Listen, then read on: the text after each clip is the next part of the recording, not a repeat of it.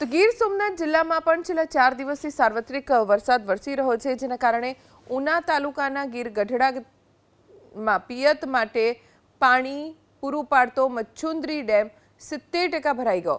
Dam 70% જેટલો ભરાતા પ્રશાસને મચ્છુન્દ્રી ડેમની નીચાણવાળા વિસ્તારોને એલર્ટ કર્યા। લોકોને નદીના પટમાં ન જવા માટે કહેવામાં આવ્યું છે। ગીર ગઢડા તાલુકાના રસુલપરા, કોદિયા, દ્રોણ, ઇટવાયા, ફાટસર, जुड़वडली, मेण અને ગુંદાળા ગામને એલર્ટ કરવામાં આવ્યા।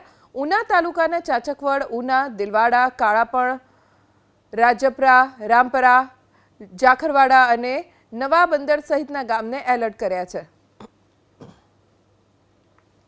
તો જામનગર શહેરના પીવાનું પાણી પૂરું પાડતો રણજીત સાગર ડેમ ઓવરફ્લો થયો।